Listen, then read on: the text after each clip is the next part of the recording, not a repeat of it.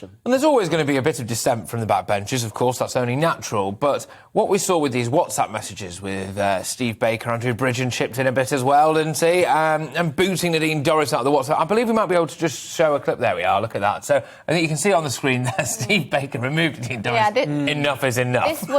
This was after, so the people prior to what we can see on screen there, people were sort of, these were backbench MPs in the Conservative Party. They were essentially saying, you know, we can't have more. They were criticising further lockdown restrictions. Nadine Dorries sort of popped up there to defend the Prime Minister and obviously got swiftly booted out. Yes, got guillotined. This was in the wake of the news of David Frost's resignation, Lord Frost's resignation from the Cabinet. And this is a group called Clean Global Brexit. Just over 100 Tory MPs in there on the Brexiteer side of the party, clearly expressing a lot of frustration with what was going on and what the sort of leadership of the Tory party was delivering.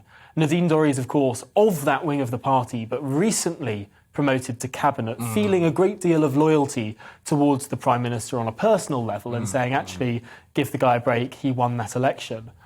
Clearly, that no longer cuts the mustard. We're now 2 years after that general election, albeit seismic general election, no doubt in large part delivered by Boris Johnson personally. But the question is, what on earth is the point of an 80-seat majority if you don't use that majority to do anything?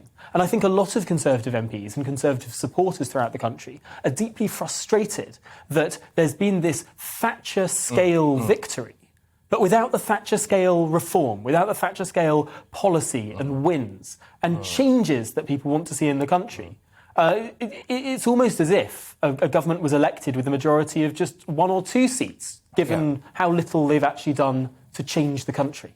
Tom, thank you very, very much. Tom Harwood there, obviously our political correspondent and the most immune man in Britain now from the coronavirus as well. So that's fantastic stuff. Well,